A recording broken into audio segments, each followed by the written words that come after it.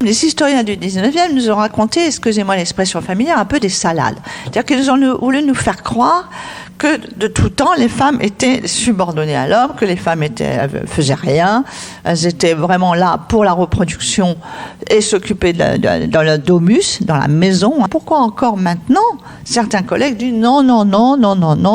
Il y avait ces sociétés préhistoriques, il y avait les femmes à la cueillette, les hommes à la chasse. Alors qu'il y a zéro preuve archéologique. En tout cas, je vois dans mon domaine, en plus qui est double, parce que c'est à la fois le domaine de la recherche, mais aussi des sciences. Il faut que les filles comprennent aussi qu'elles ont leur place. Et quand les femmes prennent conscience, ça bouge, parce que là, elles se révoltent et ça bouge, et on commence à dire non, ça ne va pas, et on va dire à sa fille non, moi je veux pas que ma fille ça fasse comme moi. Et dès qu'on commence à faire ça, ça va bouger. Donc ça vient aussi, ça doit bouger du côté des femmes. Bonjour, ça va? La non-mixité, c'est aussi d'abord un groupe qui dit « je reste dans l'entre-soi ». Je sais pas quoi faire, je sais pas ce qui se passe. Est-ce que je veux des enfants ou pas? L'intimité est exactement l'inverse du désir, puisqu'il faut de l'espace pour désirer. Mon destin d'homme a souvent été basé sur l'amour. Parfois, c'est compliqué, et pour l'un et pour l'autre. Sur l'oreiller, c'est un podcast pour parler des relations hommes-femmes, des questions d'identité, de genre, de polarité masculine et féminine. Parler des idées reçues pour sortir des schémas binaires. Tendre vers des relations plus douces, plus justes et surtout plus vraies. Derrière mon micro, vous écouterez des anonymes, des personnalités et des experts. Nous allons démêler toutes les pelotes de laine du féminin masculin. Je suis Caroline Loisel. Soyez les bienvenus sur mon podcast, Sur l'oreiller. Il y a 1 an, je suis tombée de ma chaise. J'ai appris que la préhistoire était une discipline scientifique récente, née au milieu du 19e siècle, en 1850. C'était hier, quoi. Un ami m'a alors parlé de Marilène Patou-Matisse, une préhistorienne française. Géologue de formation, Marilène s'intéresse depuis quelques décennies à la fiabilité du regard posé par les premiers préhistoriens. Des hommes blancs, occidentaux, abbés, médecins ou instituteurs de métiers.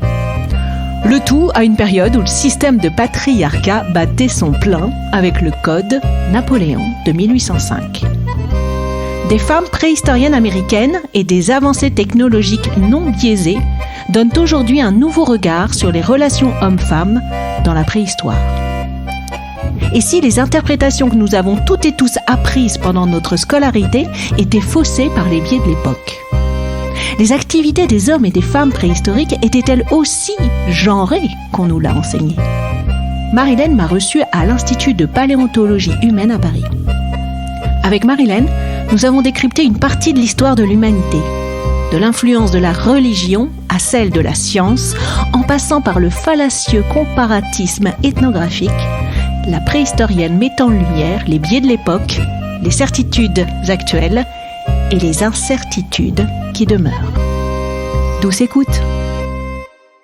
Bonjour Marilou. Bonjour. Merci de me recevoir dans ce fabuleux bâtiment. On est où exactement ?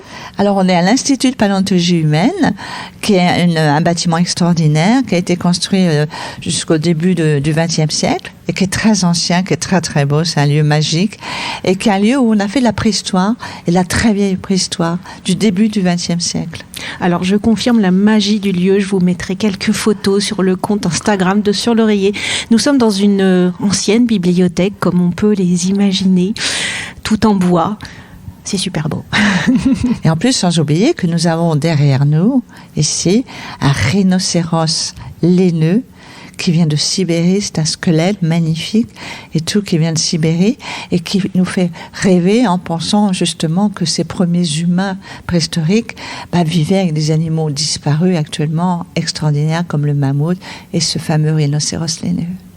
Une ambiance tamisée et réconfortante en cet hiver. Alors Marilou, tu es préhistorienne. Comment es-tu arrivée à ce métier ou peut-être c'est ce métier qui est arrivé à toi?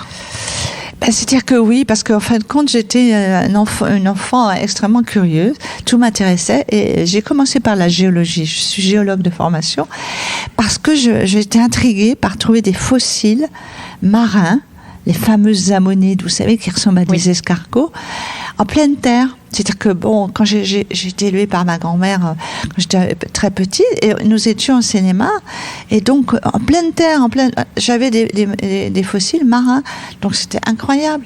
Et je me suis dit, mais il y avait la mer, c'est pas possible. D'abord, j'ai questionné autour de moi, et puis après, et tout ça m'a intriguée, et m'a donné cette envie de connaître ce qui s'est passé avant. C'est-à-dire que moi, je suis très curieuse de dire, on vit maintenant, mais avant.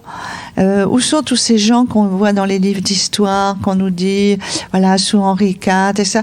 Enfin, mais et avant et encore avant, voilà. Donc c'est toujours cette curiosité qui m'a amenée à réfléchir à ça. Notamment, je suis partie des animaux. Et puis pourquoi la préhistoire ? Parce qu'à un moment donné, mon intérêt pour l'animal a rejoint mon intérêt pour tout ce qui était créé, fabriqué, pensé, toute la culture donc humaine. Et là, j'ai fait cette rencontre, puisqu'en préhistoire, nous avons à la fois des animaux incroyables, disparus, comme ce que je vous disais, les mammouths et tout ça, et en même temps les humains. Alors, comment ces humains partageaient leur vie, leur territoire avec ces animaux disparus, et tout ça m'a très très vite passionnée. Et donc, par rapport à cette évolution, l'intérêt pour les animaux, l'intérêt pour les êtres humains, tu as évolué du coup dans ce milieu. Moi, je viens du monde de l'entreprise, où on parle beaucoup en ce moment de diversité et d'inclusion. Comment ce milieu a des points en commun ou pas avec le milieu de l'entreprise sur le sujet notamment du nombre d'hommes et de femmes, ne serait-ce que sur ce sujet, qui sont représentés dans tous ces métiers? C'est-à-dire que comme je suis très curieuse, j'ai essayé déjà de comprendre comment la préhistoire était née, à partir de quel siècle, et je me suis aperçue bien sûr que c'est le 19e, dans quel milieu, je me suis aperçue que c'était l'Occident, notamment vraiment l'Europe occidentale, c'est-à-dire que c'est la France, la Belgique, etc. Et donc c'était très important parce que c'est un contexte particulier, c'est un contexte de patriarcat, c'est un contexte de blanc, patriarcat. Et donc je me suis dit, là, ce qui est intéressant de voir, c'est est-ce que en fin de compte, cette société a influé ou non sur la vision des premiers préhistoriens, des précurseurs de la préhistoire. Est-ce que ça a influé sur leur façon de concevoir les mondes anciens ? Donc, par exemple, de la préhistoire très ancienne, est-ce qu'ils ont justement appliqué une vision très moderne, entre guillemets, de leur système économique sur ces sociétés anciennes ? Donc ça me paraissait important de voir. Et en faisant ces démarches, je me suis aperçue mais qu'il n'y avait pas de femmes, que en fin de compte, ces chercheurs, ces savants, comme on disait à l'époque, donc c'est 1863 où vraiment il y a les premiers congrès, les choses, voilà, donc c'est une discipline scientifique jeune. Et bien en fin de compte, il n'y avait pas de métier déjà de préhistorien, c'est-à-dire que c'était quelque chose qu'on faisait un peu comme les archéologues égyptiens et tout ça, en plus, donc c'était des abbés. J'étais avec beaucoup d'abbés. Donc, vous voyez la position des femmes avec les préhistoriens, c'était des abbés. Exactement. Des abbés, il y avait des instituteurs, il y avait des médecins. Donc, voilà, c'était cette société qui était les premiers préhistoriens. Et pas de femmes, et pas de femmes, et pas de femmes. Et entre les deux, je me suis aperçue qu'entre les deux guerres, au XXe siècle, à part quelques anthropologues américains, archéologues américains, qui faisaient des périodes très récentes, pas vraiment de la préhistoire ancienne, il y en a eu quelques-unes, très peu, aux États-Unis, et qu'il fallait attendre les années 1950 pour avoir des femmes aussi. Pour avoir des femmes qui vont s'intéresser à ce sujet et qui vont pouvoir apporter peut-être une autre façon de percevoir, une autre façon de vision. Mais jusque-là, ce ne sont que des hommes. Donc le regard porté sur la préhistoire est un regard masculin. Et ça, je pense que c'est important de le rappeler. C'est pas un jugement de valeur, c'est un constat. Donc, et forcément, qu'avec en plus ce 19e siècle, quand même un siècle où le patriarcat est maître, surtout en Occident, où la femme est subordonnée, où elle ne peut rien faire sans l'aval de son mari, de son père d'abord et puis après de son mari. Bref, forcément que quand ils ont commencé à vouloir interpréter un peu comment était la vie des humains préhistoriques, ils ont fait ça. C'est-à-dire que la femme, comme je dis un peu familièrement dans mon livre, a balayé la grotte, quoi. Non, c'est pas vraiment ça. Et ça a été très important, je pense, au départ de cette discipline, ce regard qui était un regard vraiment masculin et qui a transposer la société dans laquelle il vivait sur ces sociétés préhistoriques très anciennes. Et donc du coup, à t'écouter, Déjà, effectivement, moi, je suis tombée de ma chaise, parce que la première fois que je t'ai découverte, c'est en écoutant un podcast de France Inter, où j'ai compris qu'effectivement, la préhistoire était une discipline très jeune, parce que 1850-1860, c'était hier, et qu'à cette époque-là, c'est comme si on avait potentiellement subi les biais de la lecture de la société qu'on avait déjà à l'époque, faite uniquement en plus par des hommes.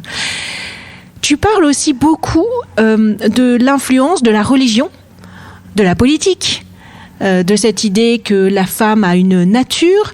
Tu parles aussi de l'influence des sciences avec notre anatomie, soi-disant à un moment donné le cerveau féminin serait complètement différent du cerveau masculin, et puis des arts aussi. Donc tu exprimes parfaitement dans ton ouvrage finalement l'accumulation d'éléments, de fils de pelote de laine en fait, qui sont venus nourrir un système préexistant.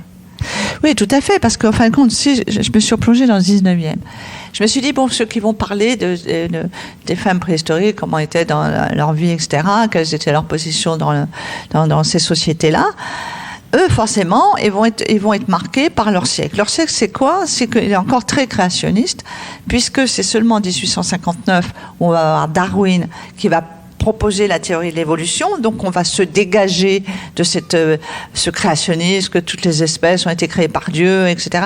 Donc on va pouvoir faire de la préhistoire au sens vrai, puisque là on a des ancêtres. Avant il n'y avait pas d'ancêtres, puisque c'est Dieu qui crée les espèces comme ça, telles que. Donc c'était tous des descendants des fils de Noé. Voilà, nous étions tous comme ça. Et là donc ça va remettre en question, mais la religion a encore quand même à cette période-là encore de l'emprise. Et dans les textes religieux que je cite dans mon ouvrage, et dans les textes aussi d'ailleurs de pères de l'Église, textes sacrés et textes des pères de l'Église, qu'est-ce qu'on voit? On voit que la femme, enfin qu'est-ce qu'on lit plutôt, on lit que la femme, elle est inférieure, d'ailleurs la Côte d'Adam, n'est-ce pas? Elle est inférieure à l'homme, qu'elle doit être subordonnée, qu'elle doit l'écouter, etc. Donc là, c'est ce que j'appelle infériorisation par ordre divin, puisque elle est inférieure à l'homme et elle lui est subordonnée.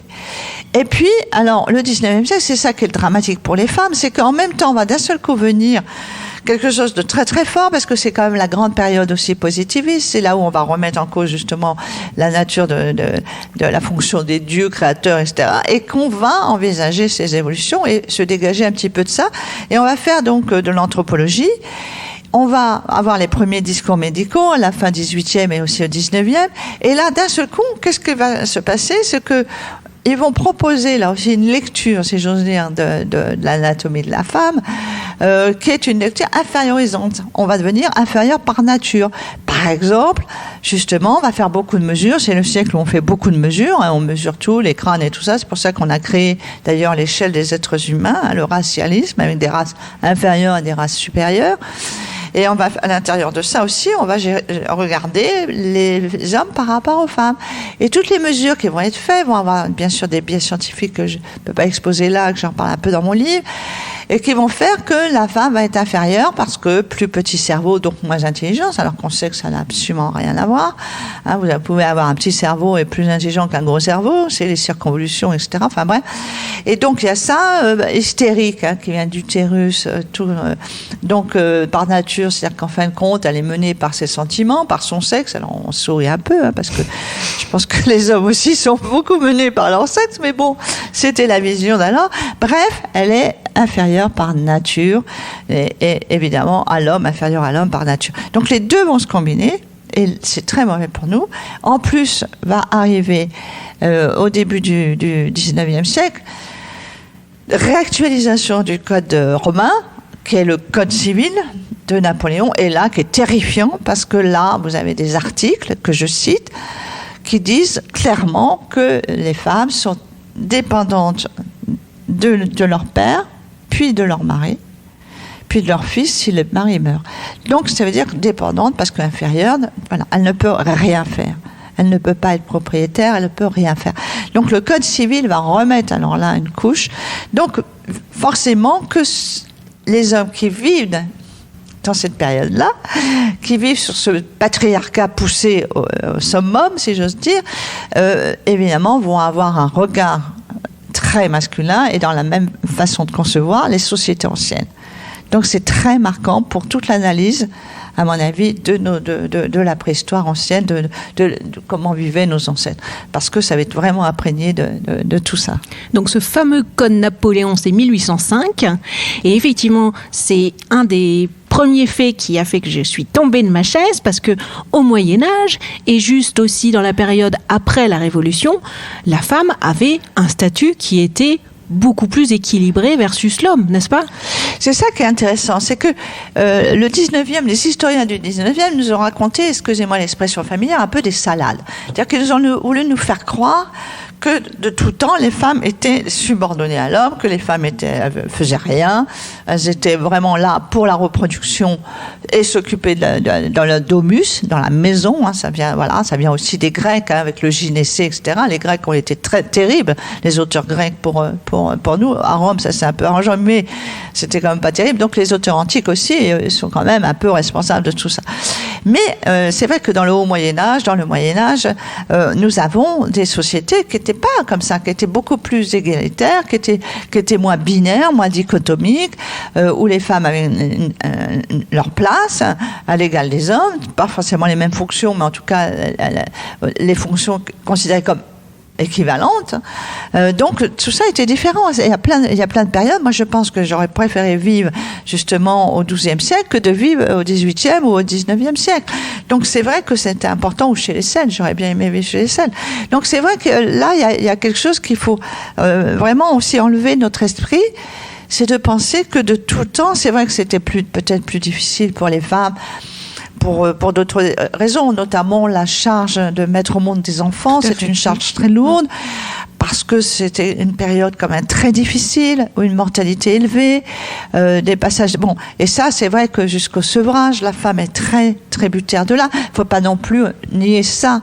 Et donc, c'est vrai qu'il y avait ça, mais à côté, ça n'empêchait pas qu'on ait eu des poétesses, qu'on ait eu des écrivaines, qu'on ait eu des mairesses, et on les appelait comme ça, des maréchales ferrantes. Des reines, des figures très importantes. Donc, c'est important. Et en plus, là, on ne parle que de l'Europe, mais à travers d'autres régions du monde, c'était la même chose. Il y avait quand même beaucoup de sociétés matrilinéaires, où les femmes, en Afrique et en Asie, où les femmes avaient un rôle équivalent à ceux des hommes. Donc, si vous voulez, c'est ça qui est intéressant de voir, c'est que on a quand même voulu, même si c'est vrai qu'à un moment donné, le système patriarcal va s'instaurer, plus ou moins partout, mais avec des degrés moindres, il y a quand même une accélération, une accentuation à ce fameux 18e et surtout au 19e siècle. Donc je crois qu'il faut repenser en se disant, voilà, ça fausse quand même les interprétations. Alors tu as dit société matrilinéaire. Oui. Tu peux nous la définir ? Alors, donc on parle de société patriarcale actuellement. Il y a beaucoup de sociétés patriarcales. C'est-à-dire que ça sous-entend une domination masculine sur les femmes. Et il y a eu un mot qui a été inventé, bien sûr, en versus de ça, ce qu'on appelle le matriarcal. Mais les sociétés matriarcales, on a du mal à les mettre en évidence, parce que ça sous-entendrait que des femmes ont dominé des hommes. Il y a peut-être 2-3 sociétés dans le monde, peut-être en Asie, l'ENA, mais ça a été très, très rare, on n'a pas vu cette domination.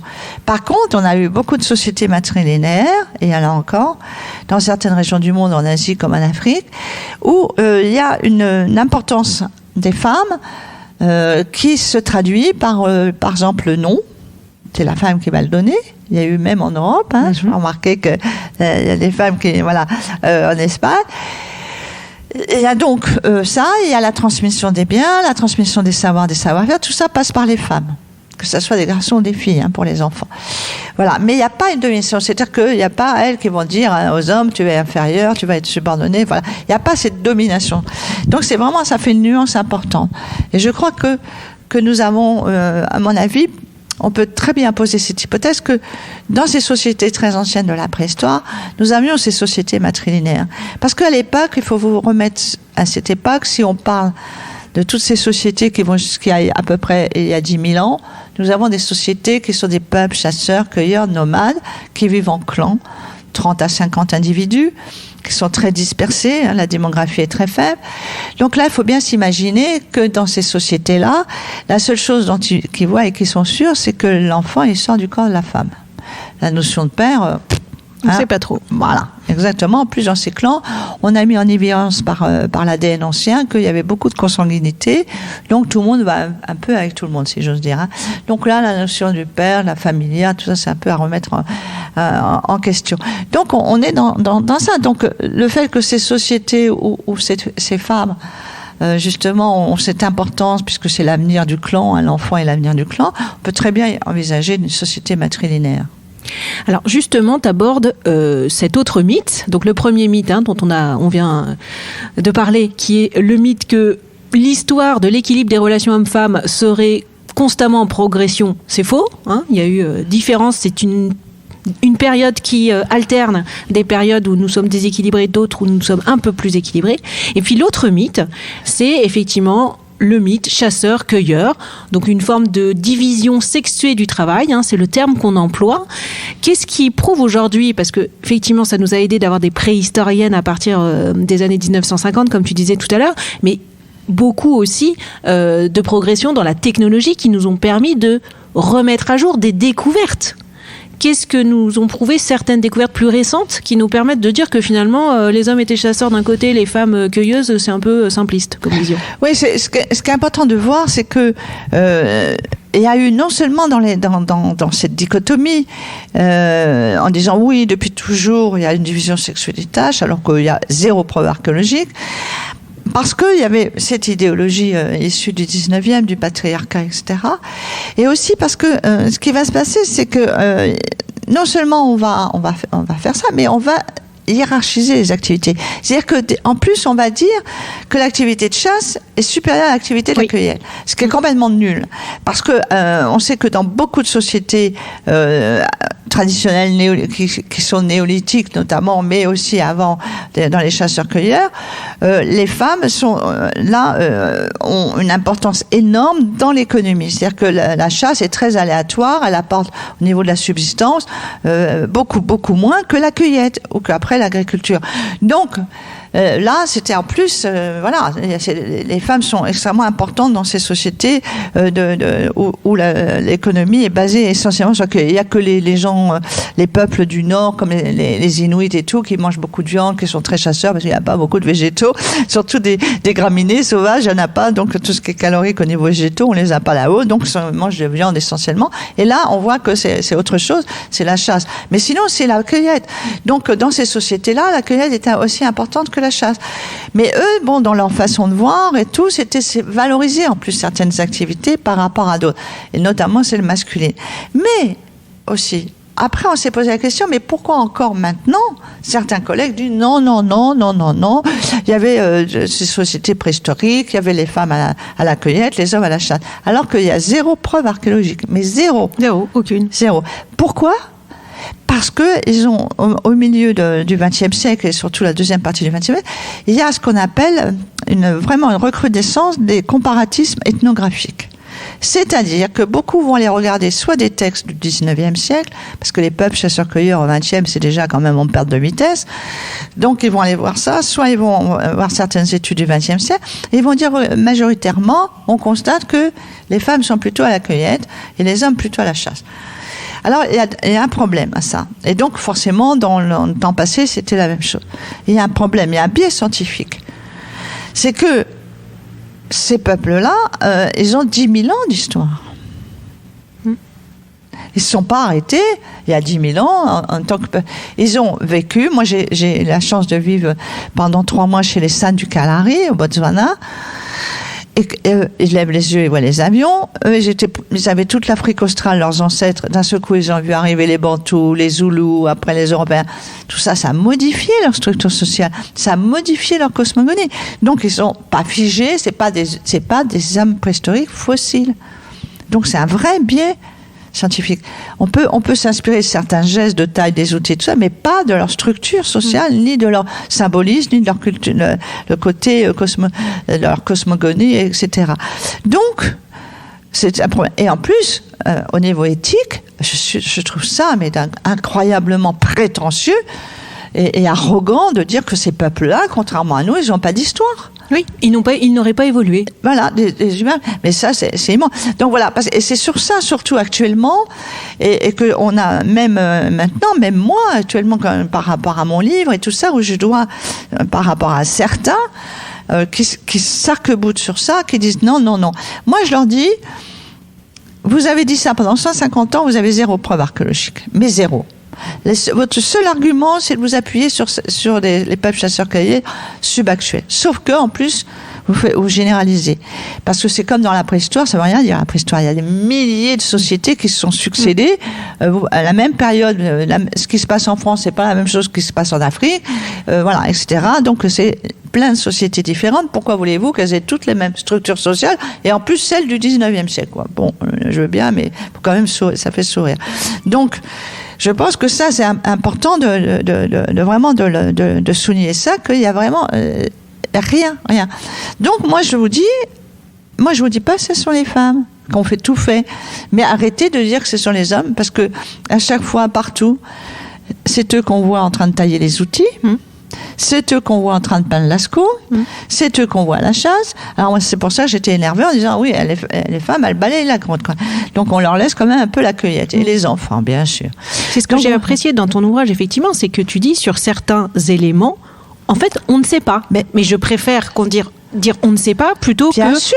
Par définition, dire forcément bien c'était sûr. un homme. D'autant plus que, en fin de compte, maintenant, justement, pour venir à ta question sur les nouvelles méthodes, on a beaucoup de nouvelles méthodes scientifiques. C'est énorme. Je veux dire, maintenant, la préhistoire se base sur les vestiges archéologiques. On fait des fouilles. Déjà, nous sommes des gens de terrain. On fait des fouilles, on sort du matériel, on analyse le matériel. Et maintenant, grâce à différentes techniques et de moyens, on peut faire des analyses très pointues, très précises. On peut savoir, par exemple, si on trouve un squelette, l'alimentation de l'individu. On peut dire ce qu'il a mangé, presque. C'est-à-dire, voilà, c'est beaucoup de viande, et quel type de viande et tout. On peut, là aussi, dire si c'est un homme ou une femme. On peut dire plein de choses. On fait la biogéochimie, on fait tout ça. On peut savoir plein de choses sur ces individus, avec l'ADN et la biogéochimie. Plein de choses. Donc, on arrive maintenant à cerner des choses intéressantes. Par exemple, les squelettes et tout, 60% sont asexués. C'est-à-dire que les paléanthropologues n'arrivent pas à déterminer si c'est un squelette féminin ou masculin. Parce que c'est le vrai élément. On arrête avec cette histoire de crâne, tout ça, c'est des sottises. Le seul vrai élément, c'est quand même le bassin. Et souvent, le bassin, par sa forme et tout, il est souvent abîmé. Donc 60% sont... Mais qu'est-ce qui se passait avant ? C'était robuste, on mettait chez les hommes. Mais maintenant... on a l'ADN ancien. Donc, on vient des nouvelles méthodes d'analyse anthropologique. Qu'est-ce qu'on s'est aperçu ? Qu'il y en avait qui étaient des hommes, mais il y a aussi des femmes. Donc, on a la valse des étiquettes. L'homme de menton est devenu la dame du cabillon, par exemple. Voilà, il y a eu des choses. Parce que c'était un présupposé. Oui, il suffisait qu'il y ait des armes, par exemple, les femmes étaient plus petites, moins robustes, etc. Mais ça, c'est nous. C'est nous, au 19e et au 20e siècle. C'est pas vrai. C'est pas vrai. Et donc, on a montré qu'il y avait beaucoup de femmes qui étaient extrêmement robustes, extrêmement musclées. Et donc, leur hypothèse de dire, elles peuvent pas faire cette activité des petites choses fragiles, ça tombe. On avait montré, là aussi, dans les sépultures, quand il y avait, là aussi, l'impossibilité de savoir homme ou femme, s'il y avait des armes de chasse, c'était un homme. Ah bon ? Ah ben, comment tu sais ça ? Ben oui, mais regarde, les robustes, il y a des armes de chasse, donc... Mais non. Donc tout ça est remis en question. Le fait aussi, alors là, j'ai pas trouvé l'explication, mais on disait, alors je ne sais pas pourquoi, on se traînait ça jusqu'aux années 60, 70, que les femmes préhistoriques ne pénétraient pas dans les galeries souterraines. Et donc, elle ne pouvait pas avoir été faire les peintures puisqu'elle ne pénétrait pas. Et donc là, on a revu, il y a plein de mains, notamment des mains négatives, c'est ces systèmes de pochoir, on met sa main, on crache le pigment, on enlève sa main. Et bien là, on a constaté qu'il y avait des mains masculines, mais il y avait des mains féminines. Donc, pourquoi le cheval qui est à côté de la main féminine n'aurait pas été fait par la femme ? Mais pourquoi ça ? Et vous voyez, tout est comme ça. Pourquoi elles n'auraient pas taillé les outils ? Pourquoi elles n'auraient pas... Il n'y a rien qui le montre. Et au contraire, maintenant, tout ce qu'on découvre, c'est qu'en fin de compte, il n'y a pas d'impossibilité. C'est-à-dire que tous les arguments qui étaient employés ne tiennent pas. Et pourquoi ça dure et pourquoi on a encore des réactions virulentes quand on écrit un livre comme j'ai écrit ou comme on voit des films comme Lady Sapiens et tout ça, pourquoi d'un seul coup on a des gens qui s'énervent comme ça. Mais leur seul argument, ce sont les chasseurs-cueilleurs actuels.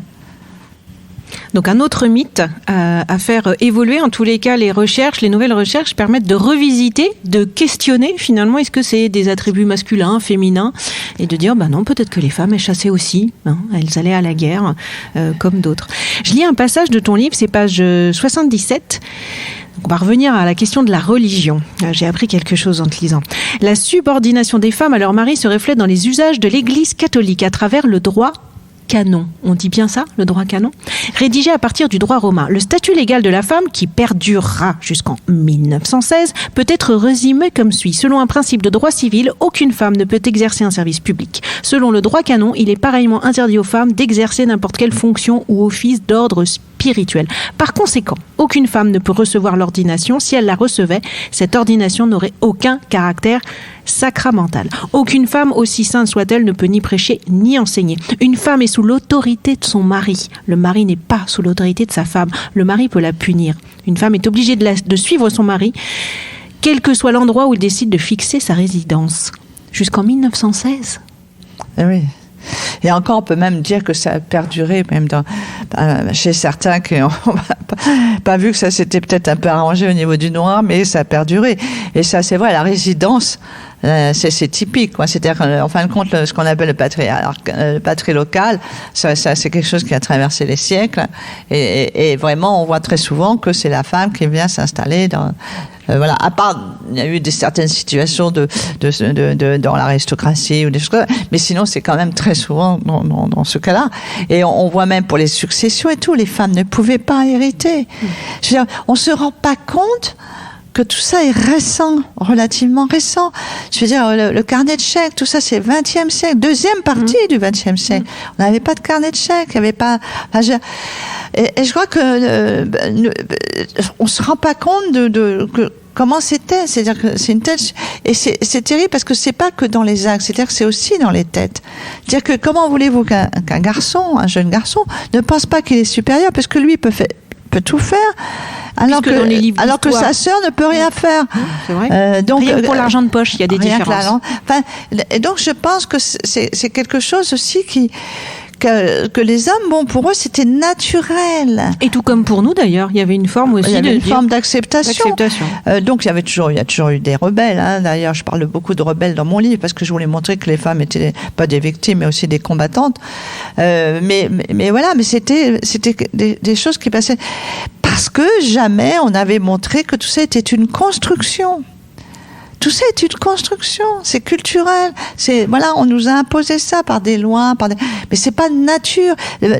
Par la nature, les femmes peuvent faire autant de choses, autant d'activités, quasiment toutes, que les hommes. Là, on voit actuellement, on ouvre plein de métiers dits entre guillemets masculins à des femmes et ça se passe très très bien. Et inversement, on n'est pas programmé scientifiquement à part la reproduction pour faire telle et telle activité, pas telle et même les hommes, pareil. Je veux dire, donc je pense que c'est important. Et quand vous voyez comment les choses se sont mises en place comme ça d'une façon vraiment incroyable. Quand je prends la cuisine c'était fait par les femmes pendant des millénaires et tout. Et d'un seul coup, si c'est un homme, d'un seul coup, ça devient un grand cuisinier.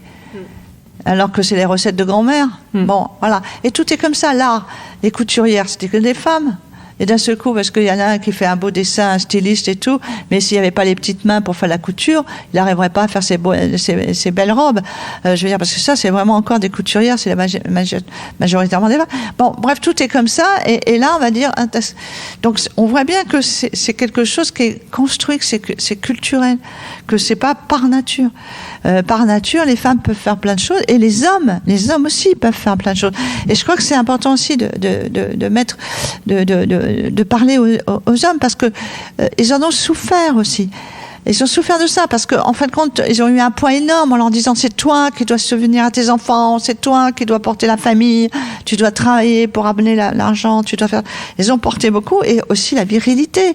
C'est-à-dire que voilà, quoi, tu veux faire de la danse classique, tu rigoles, t'es un homme, tu peux pas faire de la danse classique. Donc il y a eu, c'est-à-dire que c'est un système qui a opprimé d'une façon massive, évidemment, les femmes en premier, mais qui a aussi opprimé les hommes. Donc c'est pour ça que c'est un système qui s'est fini. fini. Il faut enlever ce système patriarcal qui est une nuisance, comme toutes les hiérarchisations aussi raciales, etc. Il faut enlever tout ça parce que ça nuit aux deux. Voilà, même si dans l'histoire, évidemment, forcément, quand vous êtes du côté du manche, c'est quand même plus facile à vivre. Mais voilà, et je crois que c'est important d'en prendre conscience. Et tant qu'on n'a pas conscience, voilà, moi, ça me rappelle une anecdote, un film que j'avais vu sur Simone de Beauvoir, mais il y a très longtemps, j'étais jeune, et il y avait un documentaire comme ça sur Simone de Beauvoir. Et il y avait justement par rapport au MLF, tout ça, la libération des femmes. Et puis il y avait une femme, c'était, je pense, le film devait être dans les années 50, 60. Et il y a une femme qui dit, oh là là, je m'étais pas rendu compte que j'étais si malheureuse.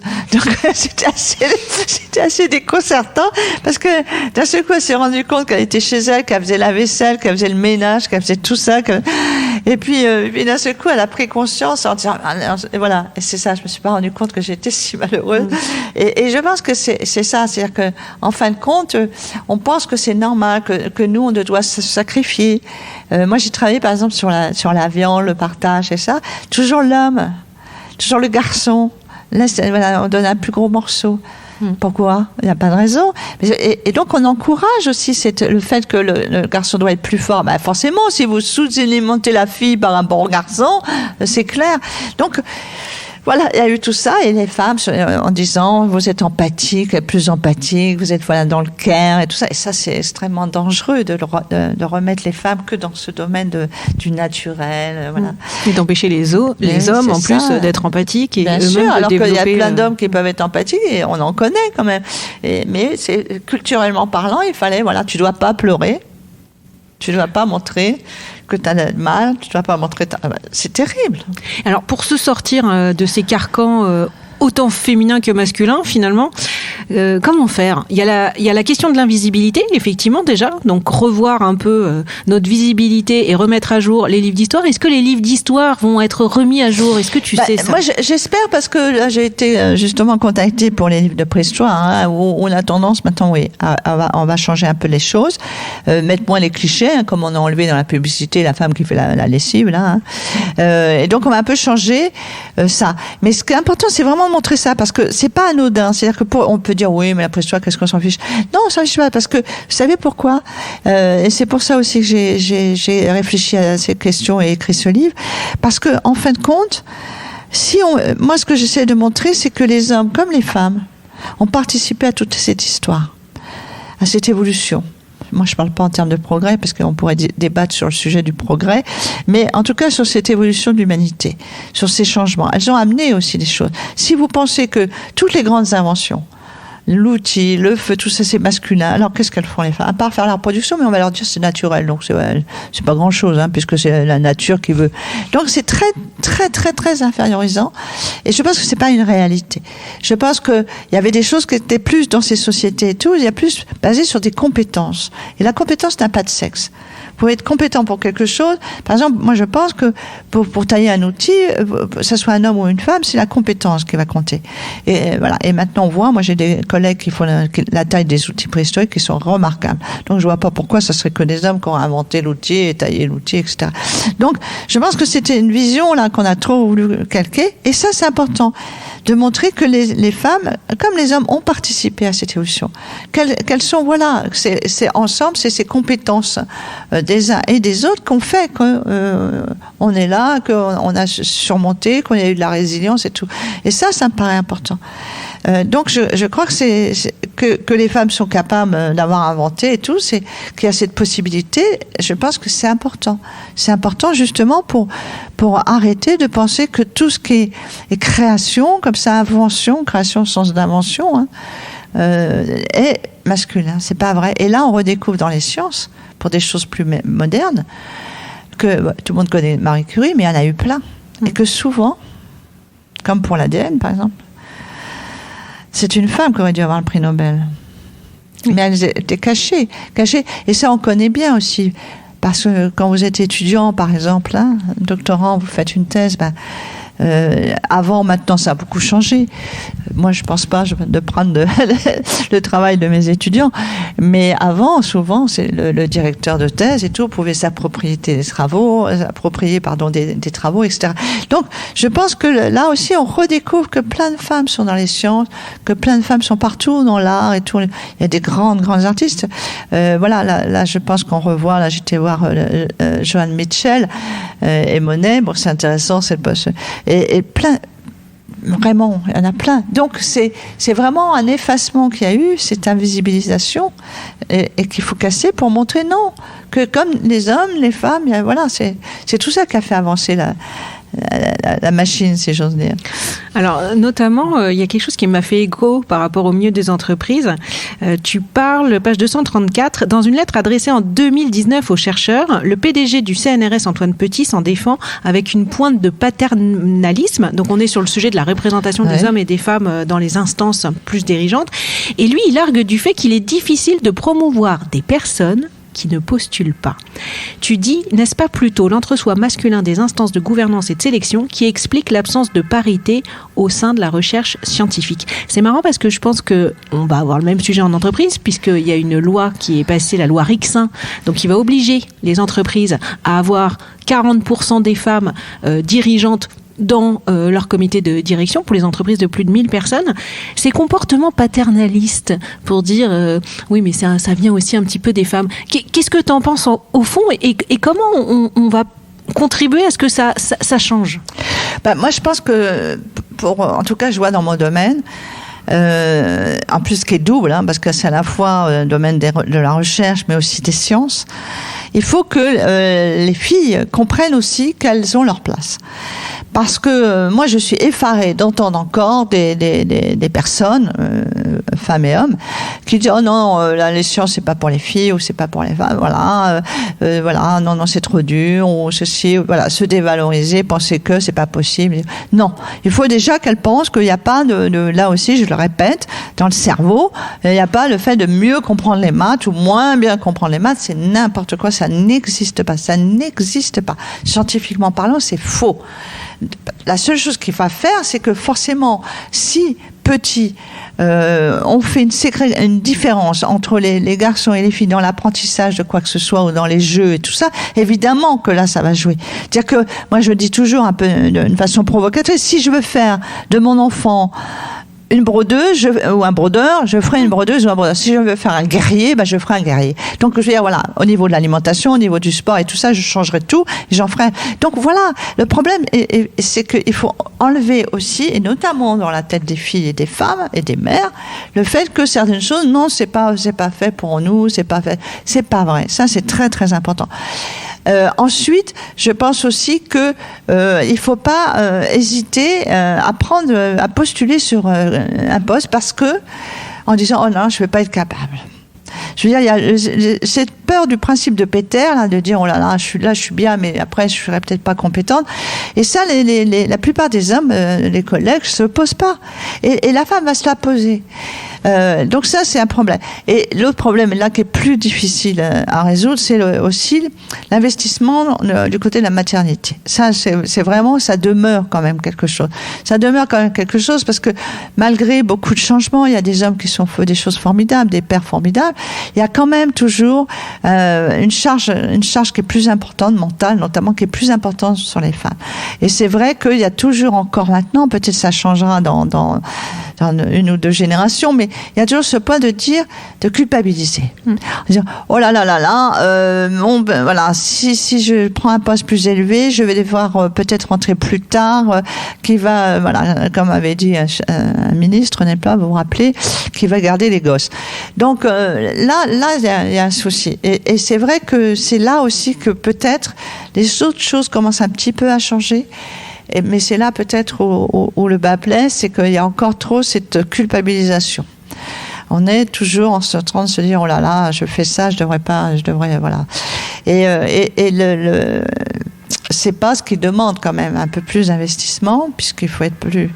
Voilà, il y a des choses, c'est vrai. Moi j'ai vu des réunions qui se terminent plus tard et tout ça. Et là, et souvent elles attendent, enfin je dis ça, je fais pareil, on attend peut-être pour prendre un poste, d'avoir que les enfants soient plus grands, ou que, voilà, c'est vrai qu'il y a toujours quand même ça. Alors que les hommes, je pense, se posent un peu moins de questions. Donc et c'est tout ça qu'il faut changer. Et donc il faut qu'il y ait un soutien et que ça devienne normal, que ça apparaisse pas comme quelque chose d'exceptionnel en disant ce mec-là il est super, ton mari il est génial, parce que voilà. Non, que ça soit normal, que bon bah là il y a un petit coup de pouce là pour la femme, parce que d'un seul coup ça va permettre de monter, de s'épanouir dans son job. Donc c'est l'homme qui va faire un peu plus, et puis à un autre moment ça va être l'inverse. Faudrait plus que ça soit dans ça. Mais qu'on ose poser ça comme un sujet de conversation. Il faut oser. Parce que c'est vrai que par défaut, comme tu dis, on rentre dans un sentiment de culpabilité et de se dire bah c'est quand même plutôt à moi de prendre sur ma carrière, sur mon temps. Il n'y a pas pourquoi ça. Mais qu'est-ce qui dit ça? Ou c'est écrit où? C'est écrit où ça? C'est marqué où? C'est pas inscrit dans les gènes, ça non plus. Après, on peut le ressentir. Parfois, c'est vrai que certaines femmes peuvent ressentir de se dire j'ai pourquoi vous le ressentez? Parce que la société vous le dit. Parce que la société vous envoie ce poids-là. Et donc c'est ça qu'il faut casser, c'est de se dire non, et ça va être vu quelque chose, un petit peu d'échange, un coup c'est là, plus équilibré, équilibré, et c'est ça qu'il faut changer. C'est comme par rapport, moi je suis effarée. L'autre fois j'avais une copine qui dit à sa fille, oh là là, elle la voit, c'est une ado, elle la voit sortir. Ah non, tu vas pas sortir comme ça, là t'as vu comment t'aimes et tu vas te faire emmerder. Mais je dis mais pourquoi tu dis ça à ta fille? Ah oui, parce qu'on... Excusez-moi, j'étais un peu grossière, mais c'est tellement ça me sort du cœur. Mais je dis mais c'est pas possible, tu peux pas dire ça à ta fille. Je veux dire, c'est aux garçons, quand t'as des garçons, tu leur dis c'est pas parce qu'une fille elle a son short parce que ça vous donne une autorisation. Voilà, et c'est pas. Je dis il faut qu'ils se calment là, il faut leur apprendre comme avait dit Albert Camus que j'adore, un homme ça s'empêche. Voilà, ça s'empêche. Et ben là, il faut qu'il s'empêche. Et voyez le réflexe. Et pourtant, c'est une copine extrêmement moderne, qui est féminine. C'est les pensées. Mais oui, réflexes. Parce qu'on a quand même 2 millénaires de ça. Si ce n'est plus. On a au moins 2 millénaires, on porte tout ça. Parce que, je veux dire, justement, les religions, alors là, ils nous font bien porter. Parce que là, vous avez cité, mais moi j'ai cité dedans à la fois la catholique, mais les versets du Coran, les trucs bouddhistes, vous savez, je veux dire, il n'y en a pas une pour attraper à chaque l'autre. fois, les femmes, elles en prennent plein, quoi. C'est toujours elles. Donc, regardez actuellement ce qui se passe, que ce soit partout, en Iran, en Afghanistan, alors là, n'en parlons pas. Donc voilà, c'est toujours les femmes qui payent un lourd tribut à tout ça. Et que vraiment il faut casser tout ça chez les femmes en premier. Et quand les femmes prennent conscience, ça bouge, parce que là, elles se révoltent et ça bouge, et on commence à dire non, ça ne va pas, et on va dire à sa fille non, moi je veux pas que ma fille ça fasse comme moi. Et dès qu'on commence à faire ça, ça va bouger. Donc ça vient aussi, ça doit bouger du côté des femmes, ça doit aussi. Et il faut entraîner les hommes. Et il y en a, mais et il y en avait même, on en voit dans ton livre, à des périodes où il y avait des hommes. Bien sûr. Alors on dirait aujourd'hui des hommes féministes. Moi je pense que il faut mettre une statue à Condorcet, au Chevalier de la Barre, il faut mettre des grandes statues. C'est vrai, célébrer. Il y en a qu'il faut les enlever à Proudhon. Alors là, enlever tous les trucs de Proudhon, les plaques Proudhon, parce que là, c'est le Schopenhauer et Proudhon, pour moi, c'est mes bêtes. Et Rousseau, c'était pas terrible non plus. Oui, mais c'est plus compliqué, Voltaire, Rousseau. Voilà, c'est plus Voltaire, Rousseau, c'est plus compliqué. Mais les pires, non, voilà, Proudhon, il faut enlever toutes les. Lui, on devrait le rendre invisible. Ah non, c'est atroce. Enfin, ou justement le rendre visible. Schopenhauer aussi, Schopenhauer, vraiment ceux-là, c'est affreux.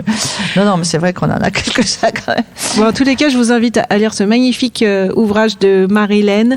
L'homme préhistorique est aussi une femme. Merci beaucoup pour cet échange. Avec plaisir. Et puis, à bientôt. À bientôt. J'espère que ce moment bulle à vos oreilles fut plaisant. Je vous retrouve mardi prochain avec de nouveaux invités. Entre-temps, si l'oreiller vous manque, suivez-le sur le compte Instagram du même nom. Envoyez-moi vos réactions en commentaire ou en MP. Ah, j'oubliais, ce podcast mérite d'être connu. Cliquez sur les étoiles, notez, tapotez un commentaire, bref, faites du bruit. À mardi, 12 semaines.